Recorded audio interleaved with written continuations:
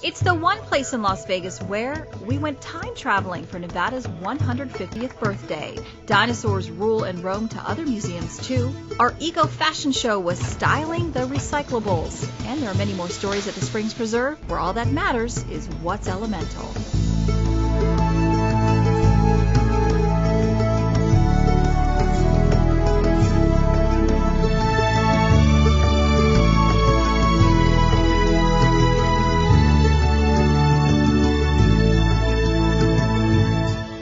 Because the Springs Preserve is such an important historical site, which also has a forward-thinking environmental and cultural mission, it proved to be the perfect repository for a time capsule commemorating Nevada's 150th birthday and many more.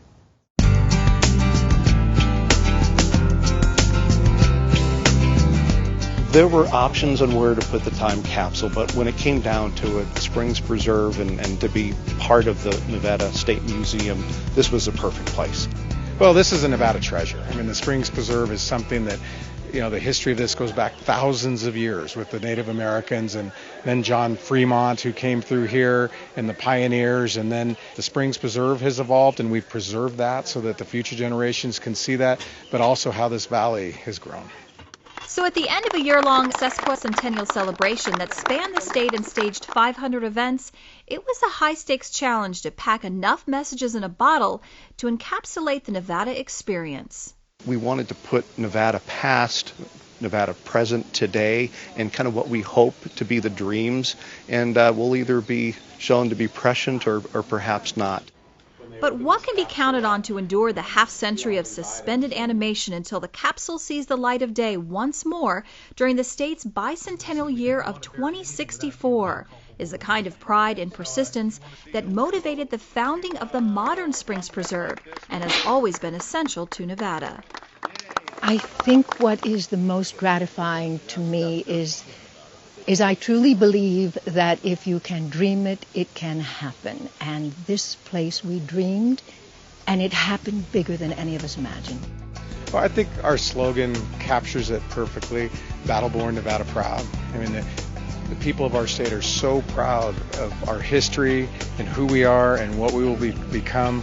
And that's the legacy that I want to leave for 2064, to fill that same battle-born spirit. We've found ourselves in the proverbial win-win-win situation, and we think it's well-deserved because it involves several awards. One from the City of Las Vegas for the historical preservation of 4 early 20th century railroad cottages. Another for our kids-centered experiences that parents also love, and recognition for our landmark sustainable architecture that building owners and managers see as being easy on the earth. We've been recognized locally as one of the great places to take out-of-town visitors and great places to take kids, but finally we're being recognized on a national level through USA's Today Top 10 Places that are kid and parent friendly. We've just been granted a BOMA award for green building. We were recognized regionally, but now we're also going to be international and in the world competition. For more information on all these honors and more that you can enjoy at the Preserve, visit our website at springspreserve.org. The lost world of Triassic, Jurassic, and Cretaceous creatures that has fascinated humans throughout our own brief history is on display at 3 Las Vegas museums this summer in a trilogy of blockbuster dinosaur exhibits that will capture imaginations without devouring the tourists.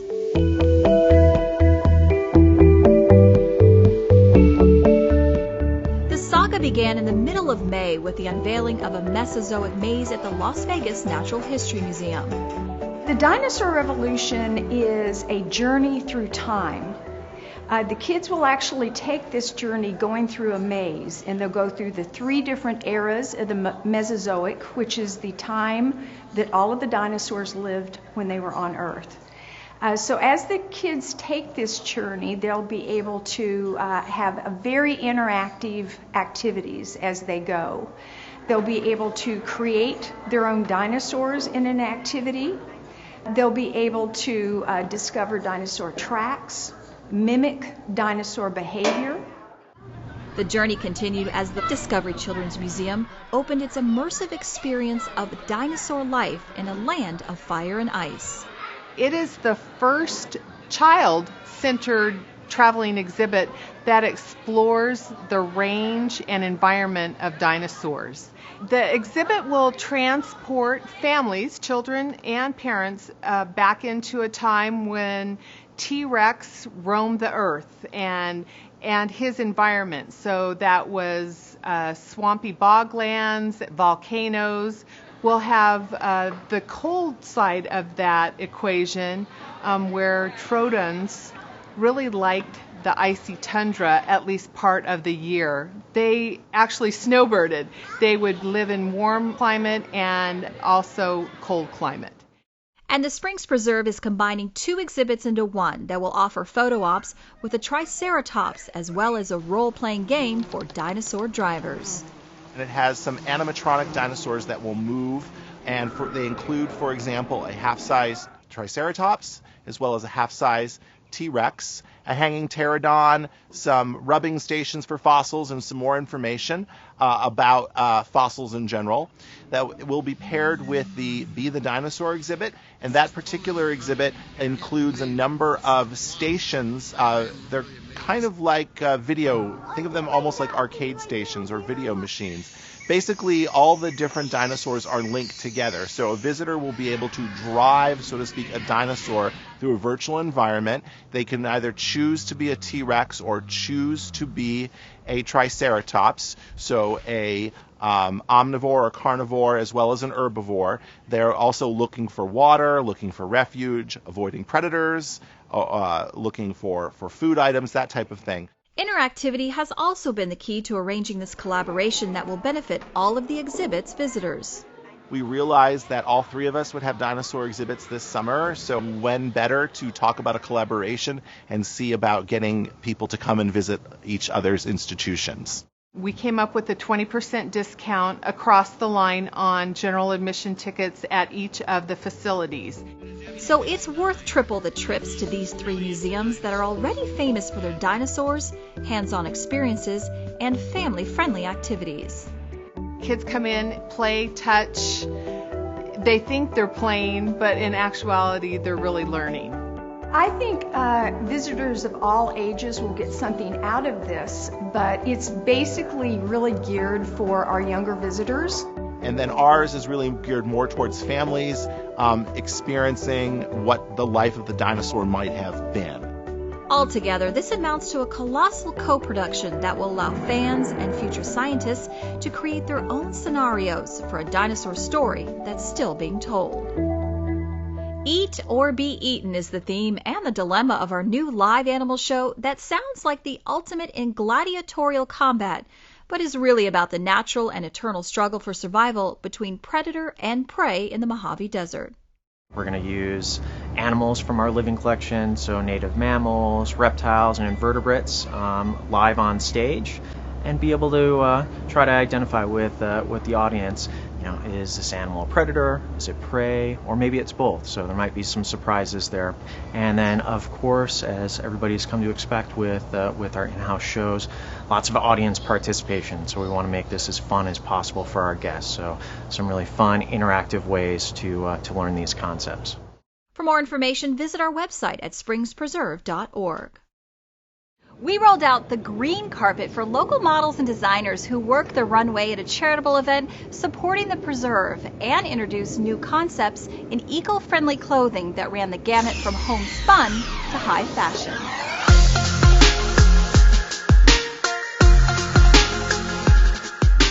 So this year we partnered with the Las Vegas Fashion Council, and one of the things that we decided to do together was to engage young people, young designers in the Las Vegas community to highlight the designers that we have right here in Las Vegas. The Las Vegas Fashion Council has been recently formed, and our vision is to diversify the economy through the fashion industry here in Las Vegas. Part of what we do is we present opportunities for students and emerging designers to showcase, similar to what we're doing here today. And the portfolio of dresses showed that the designers needed little encouragement to experiment with and embrace a startling array of unconventional materials. There's one more thing that's remarkable after another. You know, people that are using aluminum foil and chicken feeders and an old wedding dress and a throw rug, and then going into some of the fabrics that are used. One designer's homage to fashion influences as mad and beautiful as Alexander McQueen and Lady Gaga also displayed a fine mania for all that is recyclable.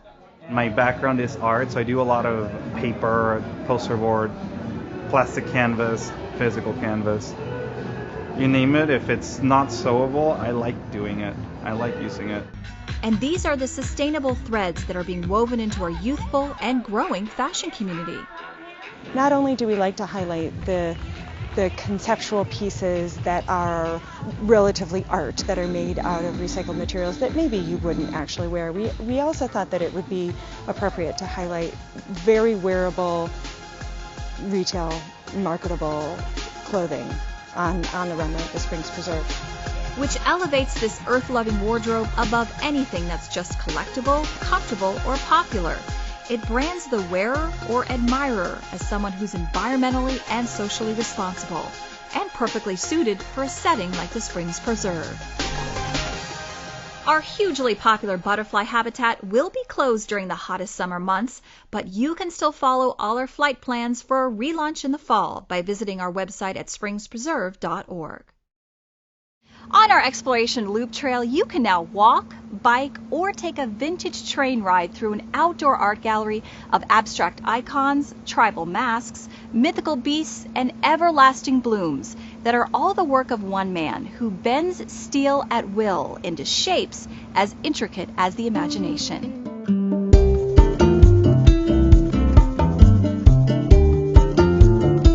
My themes are out there, but they always have something, ecology-wise, religion, political, or, everything that I do has some sort of a sense. Because in Ramon Sanchez's long journey toward learning he was a born sculptor, he acquired a complex worldview from a series of immigrant experiences that are originally Mexican, truly American, and even unique to Las Vegas. I went to school in Mexico City as a CPA. I came in here in my 20s, and my dad wanted me to be a 21 dealer. And I had already gone through 4 years of college in Mexico City, and I tried the 21 dealer for, I went to school for it, and I just thought, this is just not me. But one summer job turned into a career in construction, and then a calling to create. My business partner then, he used to live right across my father, and they were managers of a steel company. They offered me a job, like a summer job, and they left, and then I became assistant manager, and then I opened up another company, and then we opened up this company now. So it's been 38 years since then.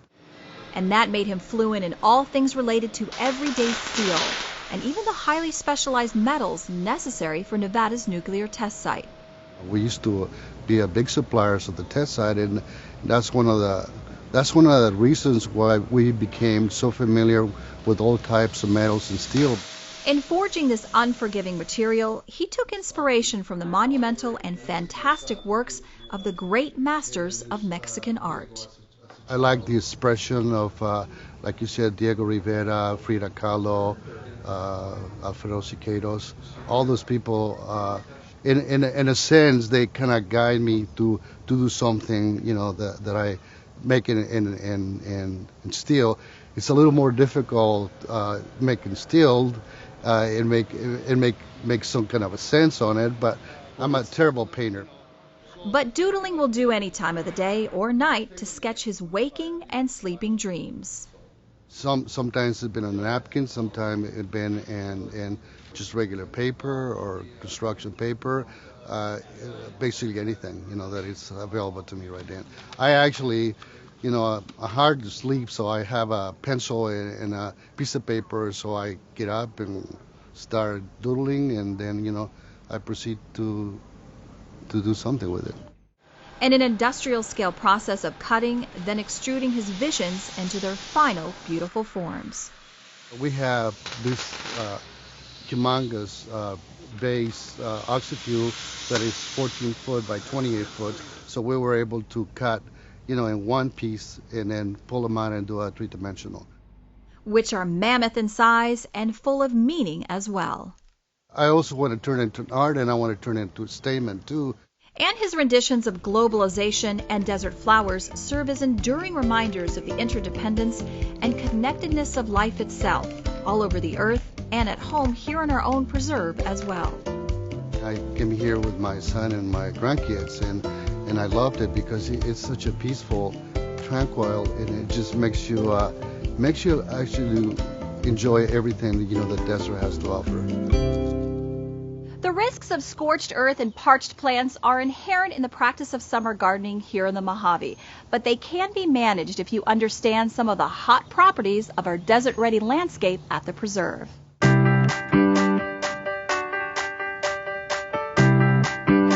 You want to keep in mind that it's always better to water deeply but infrequently rather than a little bit all the time, because the goal really is to encourage that deep root growth underneath the top hot few inches of soil, and there the soil moisture is retained a lot longer, it's a lot cooler, so in turn you have a much healthier plant that can better withstand hot temperatures and drought conditions. And the odds of investing in a top quality plant are higher when it's one that's already adapted to the Mojave or other deserts. Native plants are going to perform the best. They are well suited, they're the best suited plants for the area, and so this is why they're very, very useful to use in the landscape. They save on water, they're adapted to the temperature, the climate extremes of both winter and summer. There are a lot of other plants that aren't necessarily native, but that are desert or drought adapted to the climate. So really selecting those is going to save on water, save on maintenance, save on replacement costs, and they'll be better performers throughout the course of the year in a landscape. Especially in a garden that's well groomed with a mulch of your choice. Mulches are very useful, especially in the desert, but everywhere. And there are a couple different types. There's organic mulch, something like a well-rotted compost, manure, bark, fines, leaves, grass clippings. And those are mulches that are going to not only suppress erosion, but also suppress weed growth and keep soil temperatures a lot cooler and keep the moisture level content higher while they're breaking down and adding nutrients to the soil over time. But whatever mulch you use, there are plants aplenty on display at the preserve that will help take the fear out of xeriscaping. It's not necessarily one look, it's not a monoculture of all just one plant, cactus, or all gravel by any means. It can be very diverse, a polyculture, so it can be visually interesting, it can invite wildlife into a garden, but overall for me it's much focused on reducing water input, and over time sometimes even having minimal to no supplemental water over the course of a few years, as well as minimal maintenance. And that extra maintenance-free time would be well spent in beginning or improving your garden design by taking one of our classes, a guided weekend walk with one of our experts, or a stroll on your own to appreciate what's hot and cool about our botanical property. It's a great time for you to come out and visit the Springs Preserve, see what's thriving, see the few things that are blooming in summer, see what still looks really good and is performing well, and that will help guide your planning and future decision making for plant choices to see what does look good throughout the year, because there are a lot of plants that do well in the Mojave Desert and they look good throughout the summertime. In our well-designed desert landscape, there's something wonderful to see every weekend, so why not join one of our free guided garden walks to learn more about what's in bloom, what's unusual, and what you can add to your own botanical collection. To find out more, visit springspreserve.org. Over its 16-year history, the high school students of the Southern Nevada Water Authority's Youth Advisory Council have taken on the major issues of water conservation. And this year, its members have pursued a solution to thirsty desert gardening that's water smarter because it isn't earthbound.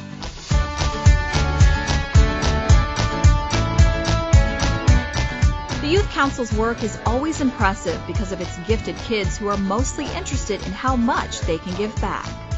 My parents have always kind of raised us up with the values of don't leave extra food on your plate and don't throw that away, or always value the things around you because they can be gone one day and a lot of people don't have them.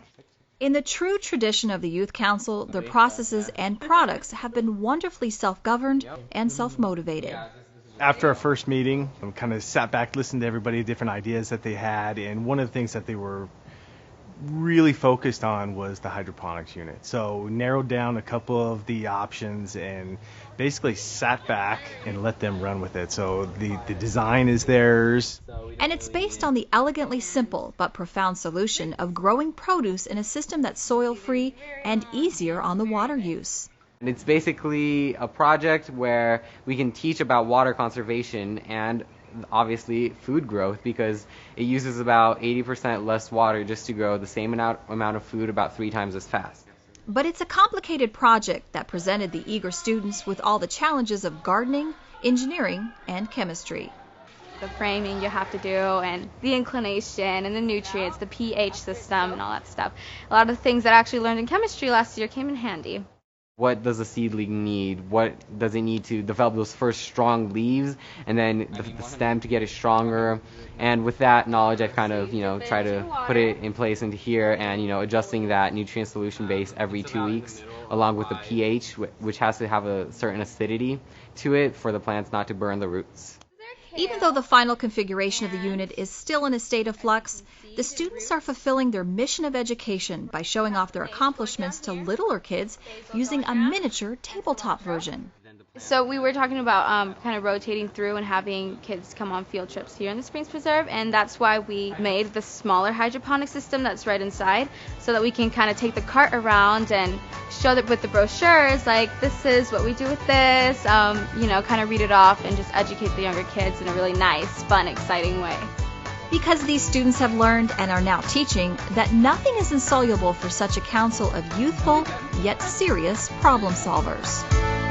Now is the time to sign up for our summer fun camps at the Springs Preserve, where parents can be sure their children will keep learning, and kids will have some of the best times of their young lives exploring a new theme every week, from paleontology to oceanography, music to cartooning. For more information or registration, visit springspreserve.org.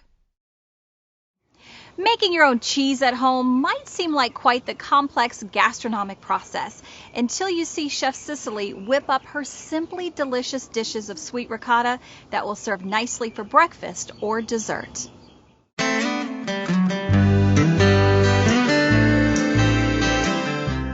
So today we're going to be making vanilla bean baked ricotta, and we're going through the whole 9 yards here. So we're actually going to start with making the ricotta. So what I have over here is I have whole milk, I have cream, and a pinch of salt. Now ricotta actually means recooked. And I'm starting with milk and cream, so I'm not actually recooking anything. I'm making fresh ricotta, whereas traditionally if I were doing it, I'd be making it from the whey protein that's left over from other cheese production. But here, to keep it fresh, to keep it sweet, and to make sure our ricotta is a little bit creamier, I want to go through, again, the whole 9 yards. So all I'm doing is I'm taking 2 parts milk to 1 part cream, and I'm dumping it in a pan. I'm going to sprinkle in a little bit of salt. That helps the proteins that are in the milk and the cream denature just a little bit, as will the heat. So I'm going to set this over on the oven and let it begin to heat up as I make the rest of the station to make my cheese. So my milk is heating up very nicely. I've got a nice little bubble in there.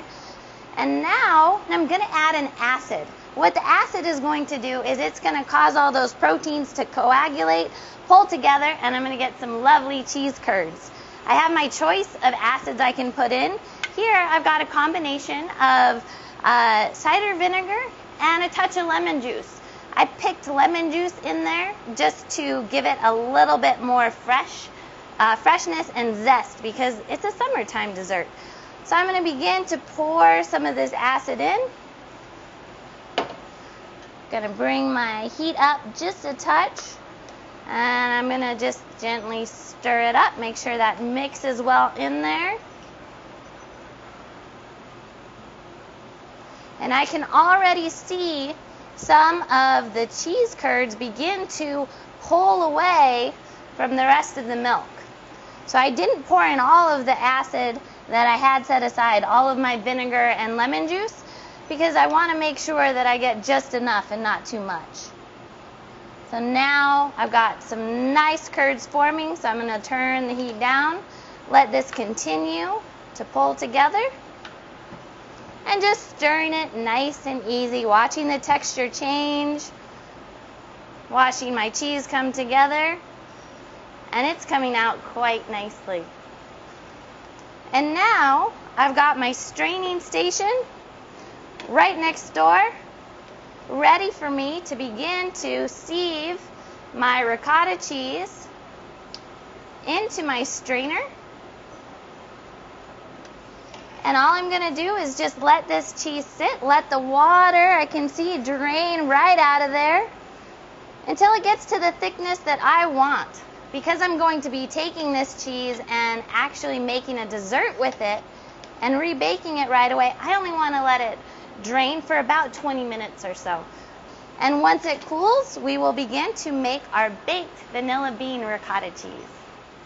So we have our made ricotta. It looks fantastically light and fluffy, and if I pull it to the side, I can see I've still got some of that cooking liquid in there, which is perfect because I want this to be very light and fluffy.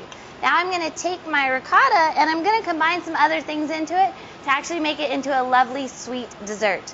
So what I've got here are some eggs. They've just been lightly whipped. Those can go right on in. I've got some honey just to give it a little bit of sweetness, but still keep that freshness. Imagine honey, and then I made this ricotta with a little bit of vinegar and lemon juice. So now I've got honey and lemon flavors in there. And what I've got here are actual fresh vanilla beans. The flavor comes from the seeds that are inside. So in order to get those out, I'm going to take a paring knife and just slightly slice down the side. And now I've still got them all in here, but if I just toss my vanilla bean in and whisk, as I whisk it, all of those lovely vanilla beans are going to just pop right out of there into my mixture. Just a minute, nice even turns, and I can see as I'm looking at it, all those wonderful little black specks beginning to spread out amidst the white.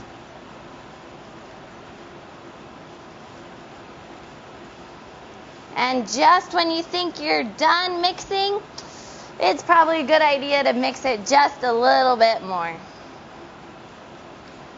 I don't want it perfectly smooth like a pancake batter because I still want to be able to tell that it is ricotta cheese when it comes out of the oven. So I'm going to stop here. And what I'm going to do next is spoon my ricotta into some buttered ramekins that are in a hot water bath. That's going to go in the oven at about 375 for about 20 minutes or until I get a nice golden brown coating over the top. That's pretty much it. They're done, ready to plate, ready to eat. I just want to let them cool for a minute and perhaps maybe take an option to maybe dress one up a little bit. And I could just put a plate on the top, spin it over, because I buttered that pan. It'll pop right out of there. That one cracked just a bit, but that's fine because I want to drizzle just a little bit of that honey right over the top. And there we go. Thank you for joining me here at the Springs Preserve. It's been a lovely afternoon cooking with you, making vanilla bean baked ricotta from fresh ricotta cheese. I'm Chef Cicely here at the Divine Cafe, and we hope to see you here. Come cook with Chef Cicely when you sign up for Divine Cafe's series of culinary workshops featuring seasonal recipes and the freshest ingredients. For more information or registration, visit springspreserve.org. There's a lot more to discover, so join us next time here at the Springs Preserve, where every day we're celebrating the lessons of human history and the wisdom of the natural world that mingle to bring new life to Las Vegas.